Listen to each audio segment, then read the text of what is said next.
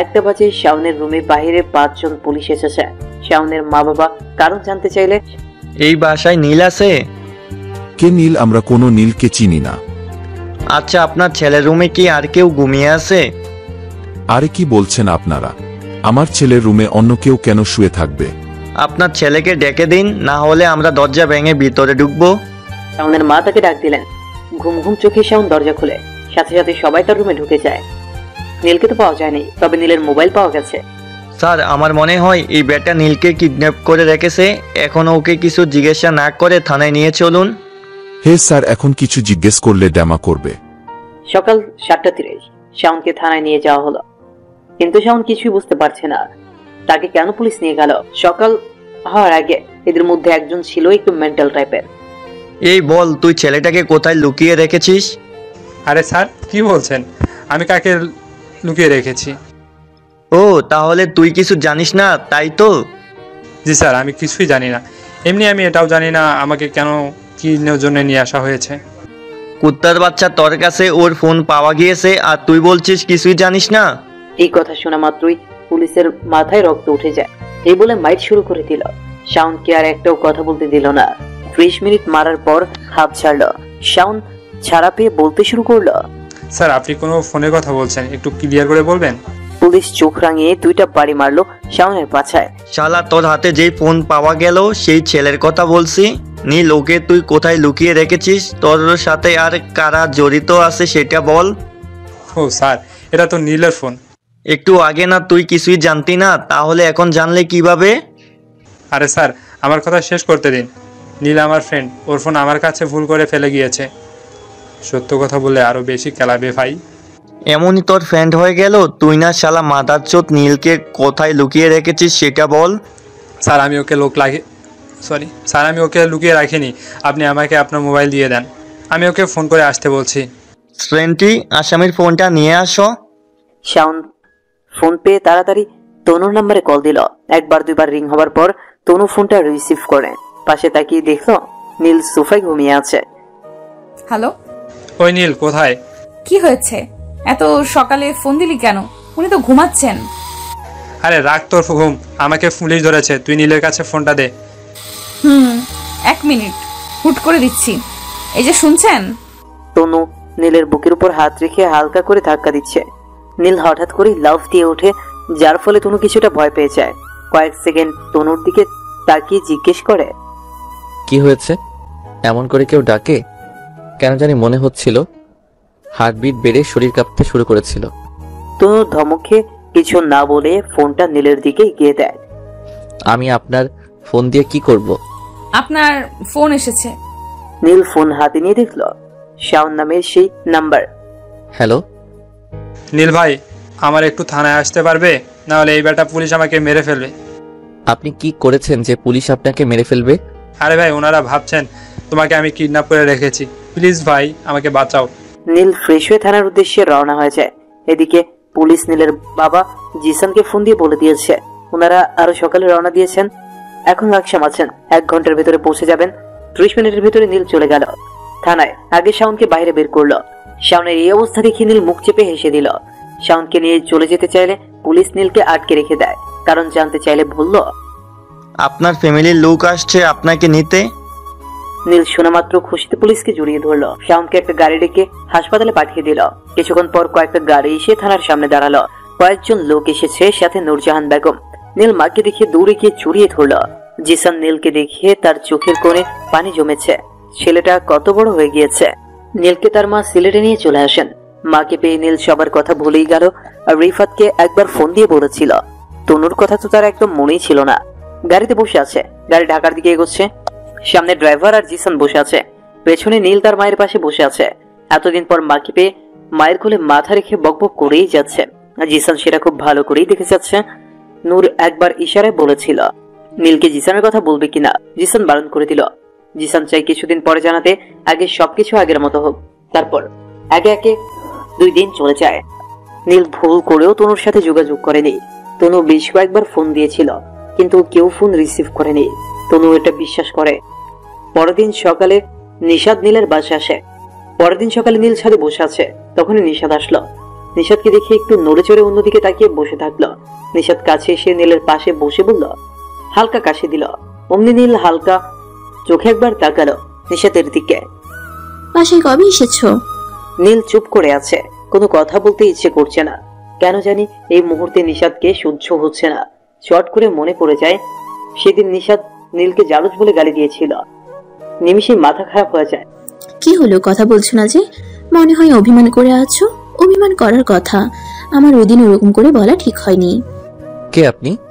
নিশাদ কিছুটা অবাক হয়ে বলল, কে মানে? আমাকে তুমি চিনতে পারছো না? ফাইজলামি করছো কেন? ফাইজলামি করবো কেন? এই তুই কে, আর এখানে কি করছিস? ফাইজলামি চুদাই, তুই কে? তোকে চিনবো? কত সুন্দর একা একা বসেছিলাম, শালির বেটি এসে মুড খারাপ করে দিল। নিশাদ কিছুক্ষণ চুপ থেকে চলে গেল। নীল দেখতে পেয়েছে নিশাদ চোখের জল আড়াল করার ব্যাপক চেষ্টা করেছে, কিন্তু পারেনি। নীলের ভাবতেই অবাক লাগে, মানুষ এত বেহায়া কেমনে হয়? এত কিছুর পরেও ভাব জমাতে এসেছে। নীল একা একা বিড়বিড় করছে। মন খারাপ হয়ে যাওয়াতে নীল নিচে চলে আসে। নূরজাহান বেগম খাবার টেবিলে বসে আছেন, তার পাশেই নীলু আর মামুনি বসে আছে। আপনাদের বলা হয়নি, সেদিন নোয়াখালী থেকে ফিরে পরের দিন নীলু আর মামুনিকে বাসায় নিয়ে এসেছিল। মানুষ মাত্রই ভুল করে।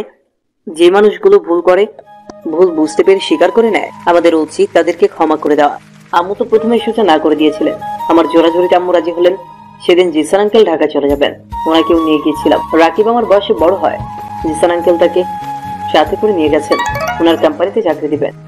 নীলু এখনো অব্দি আমার সামনে চোখের দিকে তাকিয়ে কথা বলেনি। কিভাবে বলবে? ভুল তো আর ছোটখাটো করেনি। আম্মু তো এখনো মাম্মির সাথে কথা বলেননি, যদিও আমি নিজেও এখনো কথা বলিনি। বলবো, সময় আসুক। বাসায় নিয়ে এসেছি তার মানে এই নয় সবকিছু বলে গিয়েছি।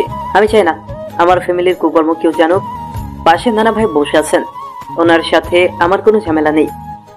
এই বুড়ো আমাকে রেখে খাওয়া শুরু করে দিয়েছো। কি করব, তোকে তো আজকাল খুঁজে পাওয়া যায় না। আর তাছাড়া তুই তো বউয়ের সাথে আড্ডা দিতে বিজি ছিলি। আরে কি বলো, এখানে বউ কোথা থেকে আসলো? নীল, তুই নিশাদকে কি বলেছিস? নিশাদকে আমি কি বলবো? কই, আমি তো কিছু বলিনি। তুই কিছু না বললে নিশাদ কান্না করে বাসা থেকে চলে গেল কেন? ও আরে, ওর একটা ফোন এসেছিল। নিশাদের বান্ধবী রোহির অ্যাক্সিডেন্ট হয়েছে, তাই হাসপাতালে গিয়েছে। তুই মিথ্যে বলছিস?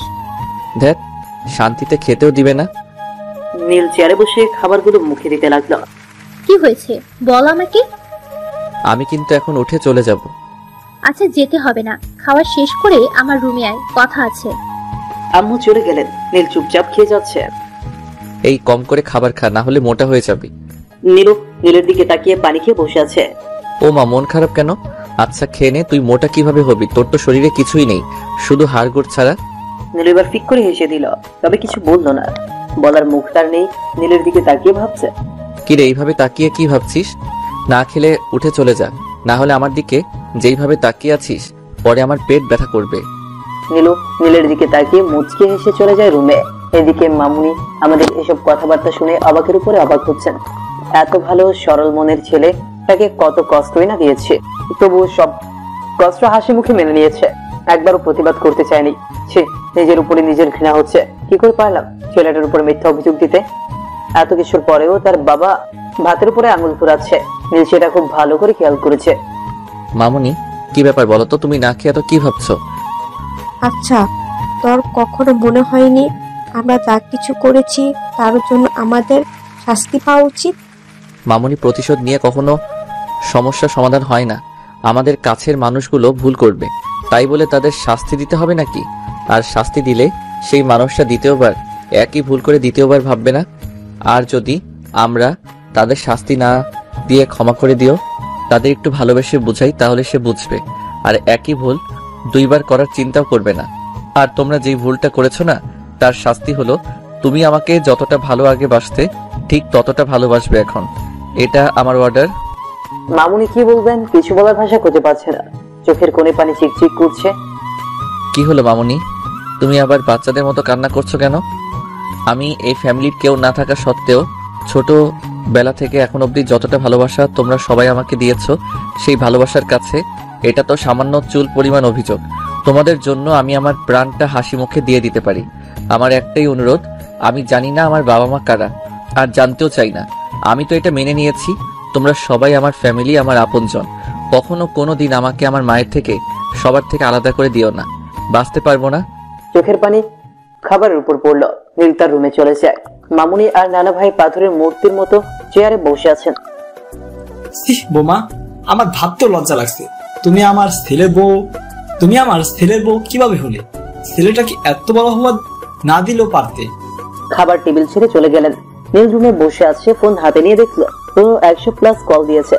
সবসময় মোবাইল সাইলেন্ট থাকায় বুঝতে পারেনি। তাছাড়া বাসায় আসার পর থেকে ভুল করেও একবার ফোন হাতে নিয়ে দেখেনি। কল ব্যাক করতেই ওপাশ থেকে চট করে রিসিভ করে ফেলে। মনে হয় ফোন হাতে নিয়ে অপেক্ষায় ছিল। আসসালামু আলাইকুম। ওয়ালাইকুম আসসালাম। আপনি কোথায় আছেন? আজকে 3 দিন হয়ে গেল, কোনো খোঁজ খবর নেই। আপনার কিছু হয়নি তো? শাওন বলল আপনাকে আপনার মা নিতে এসেছেন। আপনি এখন কোথায় আছেন? একসাথে আরো হাজারটা প্রশ্ন ছুড়ে মারলো নীলের দিকে। আপনি একসাথে এতগুলো প্রশ্ন করলে আমি উত্তর দেব কিভাবে? আপনাকে কতবার কল করেছি কিন্তু কেউ কল রিসিভ করেনি। ফোন আমার কাছে ছিল না, আর আম্মু হঠাৎ করে আমাকে নিতে আসলে আর কাউকে বলার সুযোগ পাইনি, তাই না বলেই চলে এসেছি। আপনি ভালো আছেন তো? খুব হ্যাপি। আমার থেকে সুখী এই মুহূর্তে পৃথিবীতে দ্বিতীয় কেউ নেই। নীল ভুল করেও জানতে চায় না তনু কেমন আছে। এদিকে নীল চলে আসার পর থেকে ঠিকমতো খাওয়া দাওয়া বন্ধ করে দিয়েছিল। তনুর মা বাবা ব্যাপক টেনশনে পড়ে গিয়েছিল। আচ্ছা, আমি আপনার আম্মুর সাথে কথা বলতে পারি? এই আপনি পাগল নাকি? আম্মু এখনো কিছুই জানে না, জানলে আমাকে আবার বাসা থেকে বের করে দিবে। ও, তনুর মন খারাপ হয়ে যায়। আচ্ছা, আপনি আমাদের বাসায় কবে আসবেন? আপনাকে দেখতে খুব ইচ্ছে করছে। আরে আমি আর এসে কি করব? করে দেখতে ইচ্ছা করলে আমি পিক ওয়াচ অ্যাপ করে দিচ্ছি, মন ভরে দেখে নিও। আচ্ছা, আমাকে আপনার বাসায় নিয়ে যাবেন না? আরে আপু, আপনি আমার বাসায় এসে কি করবেন? আচ্ছা ঠিক আছে, সামনের 2 মাস পর ঈদ আসছে, তখন চলে এসো। আপনারা সবাই ঘুরে যাবেন আমার শহর। নিমিষেই তনুর মনটা আবার খারাপ হয়ে যায়। সে কি বলছে? নীল তার ঠিক উল্টো উত্তর দিচ্ছে। সে হয়তো ভুলেই গিয়েছে তনু তার বিবাহিত স্ত্রী। তনু আর কিছুই বলতে পারে না। আস্তে আস্তে গলার আওয়াজ কমে আসে। ঠিক আছে, ভালো থেকো, অন্য কোনো দিন কথা হবে বলে ফোন কেটে দিল নীল। মনে হলো আম্মু তাকে বলেছিল রুমে যাওয়ার জন্য। নীল রুমে ঢুকে দেখলো তার আম্মু কারোর সাথে ফোন আলাপ করছেন। নীলকে দেখিয়ে ফোন কেটে দিলেন না। আই বস। নীল তার মায়ের কোলে মাথা রেখে শুয়ে পড়ল। বাবাই, তোর কি শরীর খারাপ? না, শরীর খারাপ কেন হবে? হঠাৎ করে শুয়ে পড়লি, তাই ভাবলাম তোর শরীর খারাপ। আমার আর শরীর খারাপ সম্ভব নয়। আচ্ছা শোন, তুই সবসময় তোর বাবার সম্পর্কে জানতে চাইতি না? যখন জানতে চাইতাম তখন আমি বোকা ছিলাম, এখন আর জানতে চাইবো না। যেখানে আমার বাবা মা আমার জন্মের পর আমাকে ডাস্টবিনে ফেলে চলে গিয়েছে, কেউ জানে না আমার মা বাবাকে, তাহলে তোমরা কিভাবে জানবে? নীল, কি বলছিস এইসব? যেটা জানিস না সেটা নিয়ে কথা বলবি না। রাগ করো কেন? আচ্ছা বাদ দাও ওসব কথা, কেন ডেকেছো সেটা বলো। বাদ দেবো কেন? আমারই ভুল হয়েছে। ছোটবেলায় তোকে সত্যিটা বলিনি। তোর বাবা আছে, আমরা ছাড়াও তোর আরেকটা ফ্যামিলি আছে। এতদিন তোকে সেটা বলিনি, তার প্রয়োজনও পড়েনি। কিন্তু এখন বুঝতে পারছি না বলে কতটা ভুল করেছি। তাহলে হয়তো আজকে তোকে কেউ জারজ বলে গালি দিতে পারতো না। যেখানে আমার মা আমাকে জন্মের পর ফেলে চলে গিয়েছে, সেখানে কেউ জানে না আমার বাবাকে মাকে, তাহলে লোক তো জারজ বলবেই, এটা স্বাভাবিক। কিন্তু তোর তো সবাই আছে, বাবা আছে, ফ্যামিলি আছে। আর হ্যাঁ, তোর মা তোকে ছেড়ে যায়নি, তোর থেকে তোর মাকে কেড়ে নেওয়া হয়েছে। হয়তো আল্লাহ এটাই চাইতেন। কেড়ে নিয়েছে মানে? তোর মা বাবা ভালোবেসে বিয়ে করেছিল, যেটা তোর দাদা আর তার ভাই মেনে নিতে পারেনি, তাই অ্যাক্সিডেন্টের নাম করে ওরা মেরে ফেলেছিল তোর মাকে, আর তোকে আবর্জনায় ফেলে দিয়েছিল। ভাগ্যক্রমে তুই বেঁচে ছিলি। তখন আমার মায়ের প্রেমিক কি করছিল? উনি কোথায় ছিলেন? ভালোবেসে বিয়ে করতে পারলেন, ভালোবাসার মানুষটিকে বাঁচাতে পারলেন না। নীল তার মায়ের এরকম নির্মম মৃত্যুর কথা শুনে ভেতরটা শিউরে উঠছে। তুই ভুল বুঝতে পারছিস। তোর বাবা তখন দেশে ছিল না। ওরা তো তোর মায়ের লাশটাও তোর বাবাকে দেখতে দেয়নি। যখন জানতে পেরেছিল এটা অ্যাক্সিডেন্ট নয় খুন, তখন তার চাচা আর কামরুলকে কুপিয়ে খুন করেছিল। পরে তোর বাবা জেলে চলে যায়। তোর বাবা জানতো না তুই বেঁচে আছিস। জানলে হয়তো খুন করে জেলে যেত না, তোর দিকে তাকিয়ে সব ভুলে যেত। এদিকে তোর মা মৃত্যুর আগে আমাকে বলেছিল তোকে ওই বাড়ির ছায়াও যেন তার উপরে না পড়ে। তুই হয়তো জানিস না তোর মা, স্বামীরা আর আমি কত ভালো বন্ধু ছিলাম। সেটা তোকে বলেও বোঝাতে পারবো না। নীলের চোখের জলে আর নাকের জলে এক হয়ে গিয়েছে। মায়ের শাড়ির আঁচল ভিজিয়ে দিয়েছে নাকের পানি আর চোখের পানি মুছে। মা বাবা কোথায়? কোনো জেলে আছে বলো, আমি দেখা করব। তোর বাবা এখন জেলে নয়, খুন করার 3 মাস পর জেল থেকে ছাড়া পেয়ে যায়। 2টা খুন করলে 3 মাস পর জেল থেকে বের হওয়া যায়? আরে পাগল, তোর বাবা ছিল তার বাবার একমাত্র ছেলে, তাই পানির মতো টাকা দিয়েছে এমপি মন্ত্রীদের। আর তুই তো জানিস আমাদের দেশে টাকা থাকলে সব হয়। ওনার বাবার এত টাকা পয়সা ছিল, তাছাড়া ওনার বাবার জন্যই তো আমার মায়ের খুন হয়েছে। তাহলে উনি তার বাবাকে কিছু করেনি? তুই এমন কেন? বাবা তো বাবাই, যতই ভুল করুক। আমি যদি কোথাও ভুল করে ফেলি, যেই ভুলের কারণে তোর সবকিছু চলে যায়, তাহলে কি তুই আমাকে মেরে ফেলবি? প্রশ্নই ওঠে না। আমার আম্মু কখনো ভুল করতেই পারে না, তাহলে মারবো কেন? তোর বাবার সাথে দেখা করবি? হুম। আচ্ছা, সেটা পরে হবে। তুই নিশাদকে সরি বলবি। বুঝলাম না, আমি কেন তাকে সরি বলবো? ওই নিশাদ আমাকে সবকিছু বলেছে। আচ্ছা, যেখানে আমি তোকে অবিশ্বাস করেছিলাম, সেখানে নিশাদ কিভাবে তোকে বিশ্বাস করতো? আমি তো তোকে 20 বছর থেকে জানি তুই কি রকম, তবুও তো গোলমাল হয়ে গেল। তাহলে যেই মেয়েটা মাত্র 4 বছর থেকে জানে, সে কিভাবে বিশ্বাস করবে বল? এখন তুই ওদের বাসায় যাবি আর সরি বলে আসবি। আমি পারবো না। তুমি জানো না ও কতটা লোভী মেয়ে, সেটা আমি খুব ভালো করে জানি। তুই না গেলে আমি তোকে মাইর দিব। তাহলে দাও না। উঠ বলছি। আর দেখো আমার শাড়ির কি অবস্থা করেছে, নাকের পানি দিয়ে। চুপ করে বসে থাকো, তাই না? আমার মনে হয় আর কোনো কাজ নেই। চল ওঠ বলছি। আমি উঠতে পারবো না, তুমি চুপ করে বসে থাকো, আমার ঘুম পাচ্ছে। আউ ছাড়ো, উঠছি। লাগছে তো। ফ্রেশ হয়ে নিশাদকে ফোন দিয়ে বললাম বাইপাস আসার জন্য। গিয়ে দেখি নিশাদ আগে থেকেই দাঁড়িয়ে আছে। আমাকে দেখে মুচকি হাসি দিল। চলো পেছনে ওঠো। কোথায় যাবে? উঠবে নাকি আমি চলে যাব? নিশাদ কোনো কথা না বলে চুপচাপ উঠে বসলো। নীল সোজা কাজীবাজার সেলফি ব্রিজে চলে আসলো। বাইক সাইডে দাঁড় করিয়ে ফুচকাওয়ালার কাছে গেল। মামা 2 প্লেট ফুচকা দাও, বেশি করে ঝাল দিবা। তা পড়াশোনা কেমন চলছে? পড়াশোনা ছেড়ে দিয়েছি। কিন্তু কেন? তোমাকে বলেছিলাম না বাবা বিয়ে ঠিক করে ফেলেছেন। ও হ্যাঁ, আমার তো খেয়ালই ছিল না। তোমার স্বামী কি করে? তোমার মতনই বেকার। কিন্তু তুমি তো বললা তোমার যার সাথে বিয়ে হচ্ছে সে অনেক বড় একটা চাকরি করে। ফাইজলামি করেছি। আচ্ছা, আমাকে ক্ষমা করা যায় না? তুমি তো কিছু করনি, তাহলে ক্ষমা চাইছো কেন? ও শিট, সরি। সরি কেন? আম্মু বলতে বলেছে তাই। কিন্তু কেন? সকালের বিষয়টা নিয়ে। আচ্ছা, একটা সত্যি কথা বলবে? কি বলো? তুমি আমাকে আগের মতোই ভালোবাসো নাকি ভুলে গিয়েছো? নিশাদ নীলের হাতটা ধরে নীল আলতো করে। সত্যিকারে ভালোবাসার মানুষগুলোকে কখনো ভোলা যায় না। নীল অন্যদিকে তাকিয়ে, তাহলে সত্যি তুমি আমাকে এখনো ভালোবাসো? ভালোবাসি, কিন্তু তোমার ভালোবাসা আর পেতে চাই না। নিশাদের মন খারাপ হয়ে যায়, কিছু বলতে যেও পারে না। থমকে যায় ফুচকাওয়ালার ডাকে। নীল ফুচকার প্লেট নিয়ে খেতে শুরু করে। নীল খাওয়া শেষ করে দেখলো নিশাদ না খেয়ে হাতে নিয়ে বসে আছে। নীল মনে মনে চিন্তা করে, কোনো এক সময় মুখে তুলে খাইয়ে দিতাম, এখন দেইনি বলে বসে আছো নিশাদ। আর কখনো খাওয়াবো না, কারণ তুমি সেই অধিকার হারিয়ে ফেলেছো। কি হলো, খাচ্ছ না কেন? না, ভালো লাগছে না, চলো এখান থেকে। নীল নিশাদকে নিয়ে চলে আসলো। বাসায় এসে রুমে বসে গেমস খেলছে। তখনই তনু কল দিল। হ্যালো। আসসালামু আলাইকুম। ওয়ালাইকুম আসসালাম। কি করছেন? কি আর করব, বসে আছি। আচ্ছা আপু, পরে কথা বলি। নীলের মুখে কথায় কথায় আপু ডাকগুলো বুকের ভেতর ভীষণ যন্ত্রণা দেয়। টুপ করে 2 ফোঁটা জল গড়িয়ে পড়ে। তোমার পাশেই ছিল। তনুর হাত থেকে ফোন কেড়ে নিয়ে, হ্যালো নীল ভাইয়া। আরে তোবা, কেমন আছো তুমি? সরি। আরে সরি কেন?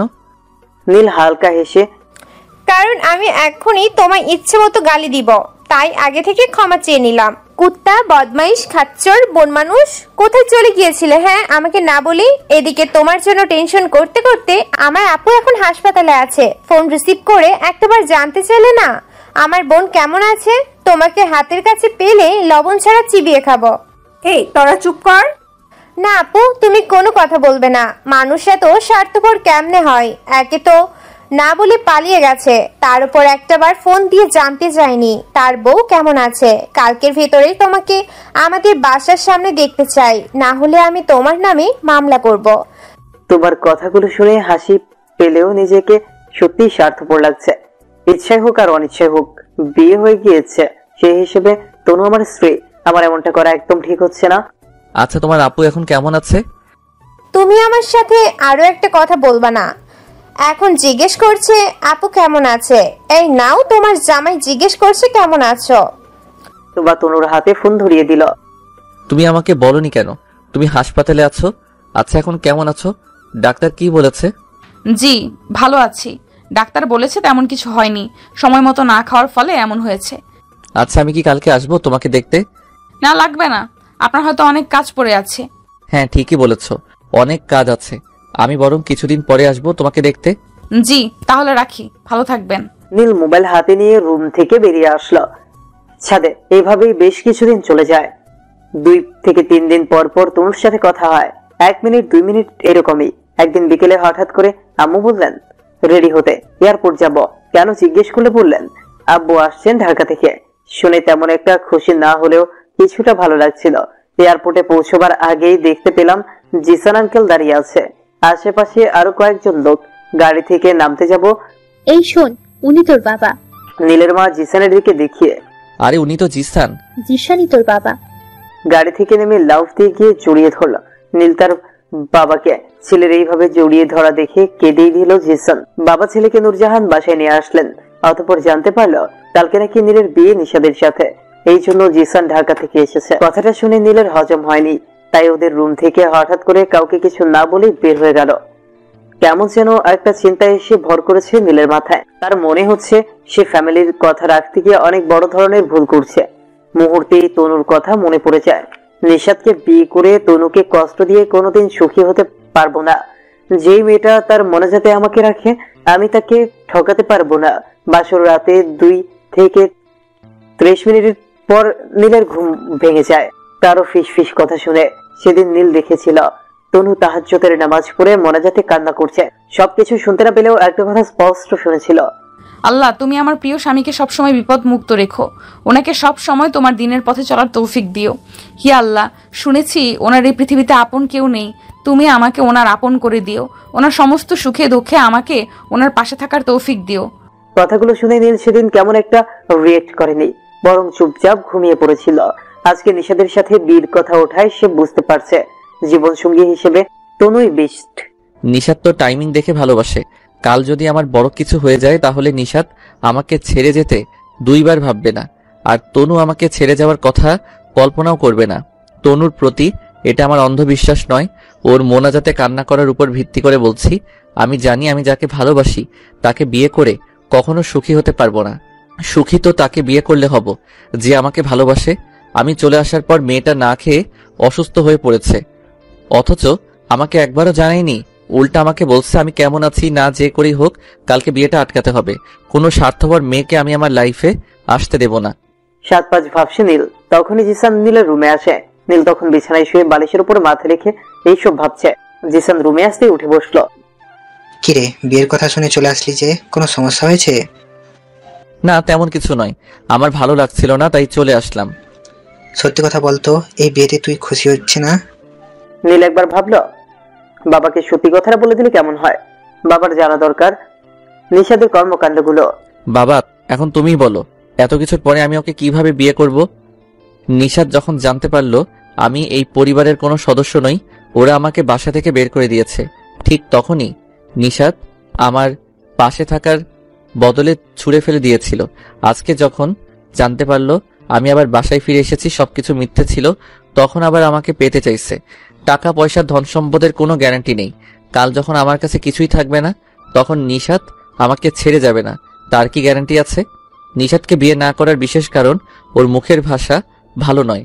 আমি জানি ওর দ্বারা আমার মা কখনো সুখী হতে পারবে না। আমি এমন মেয়েকে বিয়ে করতে পারবো না, তোমরা ওদের না করে দাও।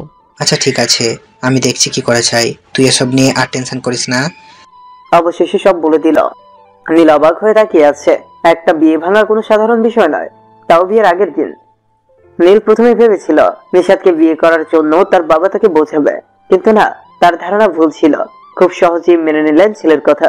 আচ্ছা তুই তাহলে রেস্ট নে, আমি আসছি। জিসান চলে গেলে নীল তনুকে ফোন দিল। আসসালামু আলাইকুম। ওয়ালাইকুম সালাম। আমার বউটা কি করছে? তনু ফোনটা কানের থেকে সরিয়ে নিজের শরীরে চিমটি কাটল। এটা স্বপ্ন নয় তো, নাকি আমি ভুল শুনলাম? নীল আবার বলে উঠল, আমার বউটা কি করছে? Hello hello. জি হ্যালো, কেমন আছেন? তনু তুতলাতে তুতলাতে নীলের মুখে বউ ডাকটা হজম হচ্ছে না। তোমার গলায় কোনো সমস্যা নাকি? না, গলায় সমস্যা হবে কেন? মনে হয় কানে কিছু একটা হয়েছে, সবকিছু ওলটপালট শুনতে পাচ্ছি। তাহলে আমি ফোন রেখে দিব? না না, এখন শুনতে পাচ্ছি। কেমন আছেন আপনি? জি আলহামদুলিল্লাহ ভালো, তুমি? আলহামদুলিল্লাহ, আপনার দোয়ায় ভালো আছি। ভাবছি 2-1 ভেতরে নোয়াখালী আসবো, কিন্তু কি হয়েছে বলুন? না তেমন কিছু নয়। ও আচ্ছা, তোবা কি করছে? এই তো পাশে বসে আছে। মনে হয় আমার উপরে রেগে আছে। বেচারি তোবা সেদিন কি বকা দিল আমাকে। আপনি প্লিজ কিছু মনে করবেন না, ছোট মানুষ বুঝতে পারেনি। আমি না হয় তোবার হয়ে ক্ষমা চেয়ে নিচ্ছি। এই আপু, তুমি ক্ষমা চাইবে কেন? ক্ষমা তো চাইবে নীল ভাইয়া, উনি না বলে। থাপ্পড় দেব, বেশি কথা বলছিস কেন? হয়েছে, তোমাকে আর মারতে হবে না। আমি এসে না হয় মহারানীর কাছে ক্ষমা চেয়ে নিব। নিজে চেঁচামেচি হচ্ছে। আচ্ছা বউ, আমি তোমার সাথে রাতে কথা বলবো, এখন রাখি। ফোন কেটে নীল নিচে গেল। দেখে মনে হচ্ছে কে বা কারা বাসায় এসেছে। 4-5 জনের মতো হবে। 2 জন মহিলা, সাথে একটা মেয়ে, 14+15 বছর বয়স হবে, সাথে একজন মুরব্বী, আরো একজন লোক, বাবা বয়সী হবে। নীল নিচে নামতেই হইচই বেড়ে গেল। আভা, এই দেখ আমাদের নীল কত বড় হয়ে গেছে, তাই না? জিসান তার বোনকে নীলকে দেখিয়ে দিল। আভা নীলের কাছে গিয়ে জড়িয়ে ধরল। চোখে মুখ দিকে তাকাচ্ছে। নীল বুঝতে পারে না কি করবে, তাই সে চুপ করে থাকে। এক একজন আসছে আর নতুন বউয়ের মতো আদর করছে। নীল চুপটি মেরে সব দেখে যাচ্ছে। একদম ভাবির সব কিছু পেয়েছে, নাক চোখ সব ভাবির মতো। চুপ বেয়াদব মেয়ে, সব সময় পাকনামো ভালো লাগে না। নীল চট করে একটা থাপ্পড় মেরে বসে অবন্তিকার মাথায়। সেটাকেও লক্ষ্য করেনি। অবন্তিকা চোখ বড় বড় করে নীলের দিকে তাকায়। নীল অন্যদিকে তাকিয়ে আছে। এদিকে ভাইয়ের এমন দুষ্টুমি দেখে ফিক করে হেসে দিল নীল। এবার অবন্তিকা নীলের দিকে তাকায়। চল ফুট। নীল খেয়াল করলো জিসানের বাবা সোফায় বসে আছেন। নীলের সাথে কথা বলার চেষ্টা করছে, কিন্তু নিজের বিবেক কথা বলতে না করে দিচ্ছে। নীল সেটা বুঝতে পেরে ওর দাদুর পাশে গিয়ে বসে। হ্যালো, কেমন আছেন? জিসান সবাই যার যার মতো কথা বলছে। ওরা এসেছেন নীলের বিয়ে খেতে। কে কি করবে এসব নিয়ে আলোচনা চলছে। আভা আন্টি, দাদিমারা মুর্শি কবে ওপরে চলে গিয়েছে। বাবা তার বোনের জামাইকে নিয়ে বাইরে চলে গেলেন। এখানে নীল তার দাদা, নানা ভাই আর মামুনির। নীলু, অবন্তিকা আর আমি। দাদা ভাই আমার কথা শুনে চুপ থাকতে পারলেন না। বুঝলাম না। আরে আপনি আমাকে আপনি করে বলছেন কেন? আমি আপনার থেকে কত বছরের বড় শুনি। দাদা ভাই চুপ করে গেলেন। আমি একটা জিনিস বুঝতে পারলাম না দাদা ভাই, তুমি এখনো বেঁচে আছো? মরবা কবে? আমরা কি 40 খাবো না? ধুর, আমি যাচ্ছি। কথায় কথায় কান্না করার লোকগুলো আমার পছন্দ নয়। আমি তো ফাইজলামি করছি, তুমি সেটা সিরিয়াসলি নিচ্ছ? চলে যায় তার রুমে। এদিকে রাতে আম্মু এসে কিছু জামা কাপড় দিয়ে গেলেন। কালকে নাকি এগুলো পড়তে হবে। মাথা কাজ করছে না। যে করেই হোক বিয়ে বন্ধ করতে হবে। নীল চুপি চুপি আম্মু রুমে গেল। আম্মু, দাদা ভাই আর আবা ফুপু বসে আছে। আমাকে দেখে, কি রে, কিছু বলবি? জরুরি কথা। তাহলে বল, কি বলবি? আম্মু, আমি এই বিয়ে করতে পারবো না। তুই না করলেও তোর বাবা করবে, সমস্যা কি? আম্মু, আমি ফাইজলামি করছি না, আমি সিরিয়াসলি বলছি। নূরজাহানের রাগ উঠে গেল। মানে কি? তুই না ওকে ভালোবাসিস, তাহলে বিয়ে করতে সমস্যা কোথায়? আম্মু, তুমি জানো না নিশাত কেমন মেয়ে। আমি ওকে খুব ভালো করে জানি। লোভী, স্বার্থপর একটা মেয়ে। তাছাড়া আমি তোমাদেরকে না জানিয়ে একটা ভুল করে ফেলেছি। কি করেছিস? ক্লিয়ার করে বল। আমি নোয়াখালীতে বিয়ে করে ফেলেছি। ভয় চুপসে গিয়েছে নীল। মাথা নিচু করে অপরাধীর মতো দাঁড়িয়ে আছে। নীল, ফাজলামি করিস না। যা রুমে যা, কালকে আবার সকাল সকাল উঠতে হবে। আমি ফাইজলামি করছি না, যেটা সত্যি সেটা বলছি। বিশ্বাস না হলে আমি তনুর সাথে ফোনে কথা বলিয়ে দিচ্ছি। ঠাস, এই জন্যই তোকে এত বড় করেছি, এই দিন দেখবো বলে। এখন নিশাতের মা বাবাকে মুখ দেখাবো কিভাবে? তুই বিয়ে করতে পারবি না ডাইরেক্ট না বলে। কেন শুধু শুধু নিশাতের নামে উল্টোপাল্টা বলছিস? নীল আর কথা বাড়ালো না, চুপচাপ রুমে এসে দরজা বন্ধ করে দিল। এদিকে জিসান সবকিছু জানতে পারলো। নীলের মাকে সবকিছু বুঝিয়ে বলল। জিসানের কথা অনুযায়ী নিশাদের বাসায় ফোন দিল নূরজাহান। এদিকে নিশাদের তখন গায়ে হলুদের অনুষ্ঠান হচ্ছে। নীলের বাসা থেকে ফোন করে না করে দিল কালকে বিয়ে হচ্ছে না। এদিকে নিশাদ কান্না করতে করতে পাগলামি শুরু করে দিয়েছে। দেরিতে হলেও নীলের ভালোবাসার অভাব বুঝতে পারে নিশাদ। থাক ওসব কথা। নীল রাতে দরজা বন্ধ করে দিয়ে যে ঘুমিয়েছিল, সকাল 10টায় ঘুম থেকে উঠল। একই বাসা, কি বাসা একদম ফাঁকা, সবাই কোথায় গেল? নীল কিছুই বুঝতে পারে না। একে একে সবার ফোনে কল দিল, কিন্তু কেউই নীলের ফোন রিসিভ করে না। নীল ব্যাপক টেনশনে আছে। এদিকে 11টার সময় হঠাৎ করেই হুজুরের বাসার সামনে 10-15 জন লোক এসে হাজির। হুজুর তাদেরকে বাসার ভেতরে নিয়ে গেলেন। ওরা কারা? সকালবেলায় আমার বাসায় কেন? ওরা এসেছেন তনু আপুর বিয়ের বিষয়ে কথা বলতে। এই গাধা, তুই জানিস না আমার মেয়ের বিয়ে হয়ে গিয়েছে? আরে মামা, চেতেন কেন? ওরা সেই বিষয় নিয়ে কথা বলবেন। ওরা নীলের ফ্যামিলি মেম্বার। কিন্তু তুই তো আমাকে বলেছিলি নীলের কেউ নেই, সে অনাথ। আরে মামা, আজ যেটা জানতাম সেইটা এনে আন্নারে কইছি। আয় তো আজকে এনে শুনলাম নীলের ফ্যামিলি আছে। ঠিক আছে, তুই বাজারে যা, আমার জন্য বাজার নিয়ে আয়। এই নে টাকা, তোর মামির কাছে যা কি কি লাগবে সব বলে দিবে। শুনলাম আপনার 2টা মেয়ে আছে, ওদের তো দেখতে পাচ্ছি না। আরে ওরা মাদ্রাসায় চলে গিয়েছে, সকালে আর বিকেলে আসবে। আপনার মেয়ে এখনো পড়াশোনা করছে? আরে না, পড়াশোনা এরকম শেষ, মাদ্রাসায় বাচ্চাদের পড়াতে যায়। ও, তা তো শুনলাম আপনার মেয়ের নাকি বিয়ে হয়ে গিয়েছে আমার ছেলে নীলের সাথে। জি হয়েছে, কিন্তু আমরা এই বিয়ে মানি না। আপনার মেয়েকে বাসা নিয়ে আসুন। আপনারা জানেন না ছেলে মেয়ে বিয়ে দিতে হলে তাদের ফ্যামিলিকে জানাতে হয়? আরে সেটা জানি, কিন্তু নীল তো বলেছিল সে অনাথ, তার কেউ নেই, তাই আমরা তেমন খোঁজ খবর নেইনি। সে বললেই হলো নাকি? দেখুন, আপনার মাথা গরম করবেন না। তাছাড়া আমরা তো আরে নীলে জোর করে বিয়ে করাইনি। ওরা একজন আর একজনকে ভালোবাসতো, তাই সম্পর্কে হালাল করতে বিয়েটা দিয়ে হয়েছে। আচ্ছা বুঝলাম। এখন ভালো হয়ে আপনি আপনার মেয়েকে বাসায় নিয়ে আসুন। আপনাদেরকে আবার আজকে সিলেটে যেতে হবে। জি, আমি এখনই ফোন দিয়ে বলছি, 30 মিনিট লাগবে আসতে। তাহলে বিআইন সাহেবকে বলুন আমাদের বৌমার জামা কাপড় গুছিয়ে রাখতে। আমরা কিন্তু তনুমাকে নিয়ে বাসায় যাব। হুজুর শুনে খুব খুশি হয়েছিলেন। কিছুক্ষণ পর তোবা আর তনু পাশে চলে আসলো। তনু বাসায় এত লোক দেখে রীতিমতো চমকে গিয়েছিল। সে জানে না কে বা কারা বাসায় এসেছে। আব্বু ফোন করে আর্জেন্ট বাসায় আসতে বলেছে। ভাই তাই এসেছে। তনুর রুমটা ওনাদের পেছন দিকে। যেতে যেতে হালকা পাতলা একটা সালাম দিয়ে রুমে চলে গেল। নীলের বাসার সবাই দেখে তো অবাক, পা থেকে মাথা অবধি কিছুই দেখা যাচ্ছে না। তনু তার মাকে রুমে ডেকে নিয়ে আসলো। আম্মু, এরা কারা? এত লোক বাসায় কেন? তোর শ্বশুর বাড়ির লোক তোকে নিতে এসেছে। চল শাড়ি পরে ওদের সামনে আয়। কথাগুলো শুনে খুশিতে আত্মহারা হয়েছে, কিন্তু শাড়ি পরে ওদের সামনে আসার কথা বললে না করে দিল। থাপ্পড় দিব। ওখানে গেলে সমস্যা কোথায়? মা, ওখানে 4 জন পুরুষ আছে, সেটা দেখেছো? আমি পারবো না। আরে উনাদের মধ্যে একজন নীলের নানা, আর একজন দাদা, আর তার বাবা, আর ফুপুর জামাই। ওদের সামনে গেলে কিচ্ছুই হবে না। চলায়। তনু আম্মু ওইটা বলে চলে গেলেন। তনু গোলাপি একটা শাড়ি পরে বেরিয়ে আসলো। একদম মেকআপ করেনি, যেন পরীদের মতো লাগছে। সবার সামনে চিতেই সবাই হা করে তাকিয়ে আছে, যেন আর কোনোদিন মেয়ে দেখেনি। এই যেন এক স্বর্গের পরী। নীলের মা তনুকে দেখে তো পুরোই ফিদা হয়ে গেছে। ছেলের পছন্দ এতটাও খারাপ নয়। সবার এমন চাহনিতে তনু বিরক্তি ফিল করে, সাথে ভেতরে কিছুটা ভয় কাজ করছে। শরীর কাঁপতে শুরু করেছে, কপালে বিন্দু বিন্দু ঘাম জমেছে, গাল দুটা আগুনের মতো লাল হয়ে আছে। সবকিছু ক্লিয়ার করে বিকেলে তনুকে নিয়ে বাসার উদ্দেশ্যে রওনা দিয়েছেন সবাই। এইদিকে নীল তো টেনশনে পড়ে খাওয়া দাওয়া বন্ধ করে দিয়েছে। রাত 3টা নাগাদ এখনো নীল বাসায় একা বসে আছে, ঘুম আসছে না। হঠাৎ কলিং বেল বাজতেই নীলের ভেতরে ভয় কাজ করছে। এত রাতে কে আসতে পারে? পা টিপে টিপে দরজার কাছে গিয়ে চোখ রাখে, আম্মুকে দেখা যাচ্ছে। নীল ভয়ে দরজা খুলে দিল। তনুকে সাথে রেখে টাসকি খেলো। আম্মু, তোমরা কোথায় চলে গিয়েছিলে? আমাকে বলে গেলে কি হতো? জানো আমি কত টেনশনে ছিলাম। হয়েছে, আর টেনশন করতে হবে না। নীলু, তনুকে নিলে রুমে নিয়ে আয়। নীল, রুমে যা, অনেক হয়েছে, ঘুমাতে হবে। জার্নি করতে করতে টায়ার্ড লাগছে।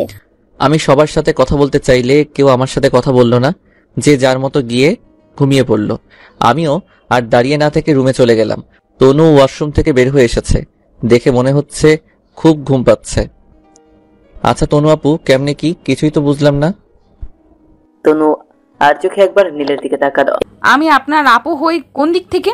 আসো, জানিয়ে দিচ্ছি। এই বলে চট করে নীলের কলার ধরে 2 ঠোঁট এক করে দিল। নীল কিছু বুঝে উঠতে পারল না। হুট করে এমন কিছু হয়ে যাবে ভাবতেও পারেনি। কেমন যেন নীলের কলিজা সহ পুরো শরীর কাঁপতে শুরু করেছে। যদিও এর আগে অনেকবার নিশাদকে কিস করেছে, কখনো এরকম হয়নি নীলের সাথে। এই যেন এক অজানা ভয়। অনুভূতি দুইটা মিশে বুকের ভেতর ভূমিকম্প সৃষ্টি করছে। এদিকে তনু নীলের কাঁপতে থাকা দেখে আস্তে করে ঠোঁটগুলো নিজের থেকে সরিয়ে নিল। নীল তখন হাঁপাচ্ছে, কেমন যেন অস্থির লাগছে।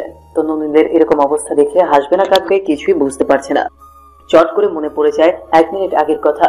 তনু লজ্জায় নীলের মুখে মুখ লুকায়, এতে যেন নীলের শরীর আরো বেশি করে কাঁপতে থাকে। আপু আপনি প্লিজ একটু সরে দাঁড়ান। আমি পারবো না, লজ্জা লাগছে। আপু আপনার লজ্জার গোষ্ঠী উদ্ধার করে দিব। এদিকে দেখতে পাচ্ছেন না আমি নাদান ছেলের শরীর ব্লক করে দিচ্ছে? মেরে ফেলার কোনো ইচ্ছে আছে নাকি? ব্লক হলে হবে। আপনি আমাকে আপু ডাকছেন কেন? কারণ আপনি আমার থেকে 3 বছরের সিনিয়র। প্লিজ সরে দাঁড়ান। কিভাবে আমি আপনার থেকে সিনিয়র হলাম শুনি? আপনার বয়স কত?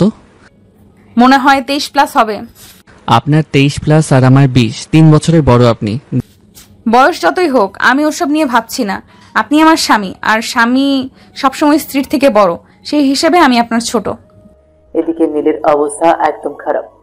ধাক্কা মেরে তনুকে সরিয়ে দিল। দেখুন এখন প্যাচাল না করে ঘুমান, আমার খুব ঘুম পাচ্ছে। নীল এটা বলে চুপ করে শুয়ে পড়ল। তনু লাইট অফ করে নীলের ডান পাশে শুয়ে পড়ল। নীলের খাট তেমন একটা বড় নয়, সিঙ্গেল খাট, বালিশও একটা। তনু বালিশে মাথা রাখতেই নীল হালকা নড়ে চড়ে উঠল। একজনের শরীরের সাথে অন্যজনের শরীর লেগে আছে। তনুর শরীরটা নীলের শরীরের সাথে লেগে আছে। এর কারণে নীলের শরীর উত্তেজনায় কাঁপতে শুরু করে। নীল হুট করে ব্যালকনিতে চলে যায়। তনু ভাবতে থাকে, নীল এত ভীতু টাইপের কেন? মেয়েদের থেকেও বেশি লজ্জা পায়। যেখানে আজকে তনুর লজ্জা পাওয়ার কথা, সেখানে নীল পাচ্ছে। সবকিছু গোলমাল মনে হচ্ছে। নীল ব্যালকনিতে দাঁড়িয়ে রিফাতকে কল দিল। আর থেকে 10 দেওয়ার পরেও ফোন ধরছে না। আরো একবার দিতেই ধরে ফেললো। এই শালা কুত্তা বদমাশ বিড়াল শিয়াল, এত রাতে ফোন দিছিস কেন? দিলি তো আরামের ঘুমটা নষ্ট করে। আরে ভাই রাগ করিস না, একদিন তুইও এরকম সিচুয়েশনে পড়বি। কি হয়েছে বল। মাম্মা, তোদের নোয়াখালীর মেয়েদের শরীরে কি কোনো রকম কারেন্ট থাকে নাকি কোনো জাদু শক্তি আছে? এটা কেমন কথা? এত রাতে তুই কথা বলার জন্য ফোন দিয়েছিস? ধর বেটা, শুধু রাগ দেখাস কেন? তোর আপু মানে জান্নাত। জান্নাত আপু তোর কি করছে? যখনই মামা ও আমার পাশে আসে না, ঠিক তখনই আমি উত্তেজিত হয়ে যাই আর কাঁপতে শুরু করি, কিন্তু কিছুই করতে পারি না। সব কিছু এলোমেলো হয়ে যায়। এর আগেও তো আমি নিশাতের সাথে অনেক কিছু করেছি, কই আমার তো তখন এমন করেনি। এটা আবার কেমন কথা? উত্তেজনা শুরু হলে তনু আপুর সাথে মিলে বিড়াল মার, সেটা না করে আমাকে ফোন দিয়েছিস কেন? দেখ ভাই, তুই আমার বিষয়টা বুঝতে পারছিস না। যখনই ও আমাকে টাচ করে, ঠিক সেই মুহূর্ত থেকে আমার হার্টবিট বেড়ে যায়, শরীরে সবকিছু আস্তে আস্তে ব্লক হয়ে যায়, ভূমিকম্প শুরু হয়। তখন এমনটা কেন হয় সেটাই তো বুঝতে পারছি না। আমি বলি কি, তুই তোর বইয়ের সাথে কর। একবার এগুলো হয়ে গেলে আর কিচ্ছু হবে না, তুই ভালো হয়ে যাবি। অভ্যাস নেই তো, তাই এমন হচ্ছে। কি বলছিস বেটা? এইগুলো ওসব সেক্স কেন করতে যাব? তাহলে তুই মর, চল ফোন রাখ। সেক্স করলে আর এমন হবে না তো? আরে বেটা একদিন সহবাস করে দেখ, সব ঠিক হয়ে যাবে। আর শোন, আর কল দিবি না, দিলে মার দেবো সালা। রিফাত ফোন কেটে ঘুমিয়ে পড়লো। গভীর রাতে আস্তে ধীরে কথা বললেও আওয়াজ বেশ দূর অব্দি পৌঁছায়। এদিকে নীল রুমে আসছে। তনুর ভেতরে ভয় কাজ করছে, কারণ নীলের বলা প্রত্যেকটা কথা তনু শুনতে পেয়েছে। নীল বুকে থুতু দিয়ে তনুর পাশে শুয়ে পড়ল। নীলের ভেতরে ভয় কাজ করছে। 7-5 ভাবতে ভাবতে পেছন থেকে জড়িয়ে ধরলো তনুকে, গলায় মুখ গুজে দিল। তনুর চুলের মিষ্টি গন্ধে নেশে পাড়ি জমানো নীল। একজোড়া ঠোঁট তনুর গলা থেকে মুখের চারপাশে ঘুরে বেড়াচ্ছে। মাঝে মধ্যে আলতো করে ছুঁয়ে যাচ্ছে গালের চারপাশে, কখনো ঠোঁটের উপরে আক্রমণ করছে। নীলের প্রত্যেকটা স্পর্শে তনু কেঁপে উঠছে। এই প্রথমবার তনুকে স্পর্শ করে নীল। সবকিছু ঠিকঠাক চলছে, শুধু মাথায় কাজ করছে না। এই মুহূর্তে সে কি করছে তা নিজেও জানে না। 15 মিনিট চলে যাওয়ার পর চরমভাবে উত্তেজনায় নীল তখন খেয়াল করল তনুর চোখ ভেসে যাচ্ছে লোনা পানিতে। তনুর ঠোঁটের উপরে দাঁত চেপে ঠোঁটের উপরে দাঁত চেপে চোখ বন্ধ করে আছে। গাল দুটো লাল হয়ে আছে, চেহারায় কষ্টের ছাপ। নীলের কেমন যেন খারাপ লাগতে শুরু করলো। নীল খুব ভালো করেই বুঝতে পারলো তনু কেন এমন করছে, তাই প্রশ্ন করে তনুকে লজ্জার মুখে ফেলতে চায় না। এটা আমি কি করলাম? পশুর মতো আচরণ করতে আমি কিভাবে পারলাম? এটা মানি ও আমার বিয়ে করার বউ, তো কি হয়েছে? সে কি মানুষ নয়? উফ, নীলের মাথাটা ধরে আসছে। তনু এতক্ষণ নিজের মধ্যে ছিল না। তলপেটের চাপার যন্ত্রণাগুলো তনুকে ভীষণ কষ্ট দিচ্ছিল। আস্তে করে চোখ খুলে তাকাতেই নীল সাথে সাথে তনুর উপর থেকে সরে যায়। অন্য পাশে মুখ দিয়ে কিছুক্ষণ চুপ করে শুয়ে থাকে। রাত প্রায় শেষের দিকে, একটু পরে হয়তো আজান হয়ে যাবে। তনু বিছানা ছেড়ে উঠতে চাইছে, কিন্তু উঠতে পারছে না। অনেক কষ্টে শরীরের কাপড় ঠিক করে ওয়াশরুমে গিয়ে শাওয়ার নিল।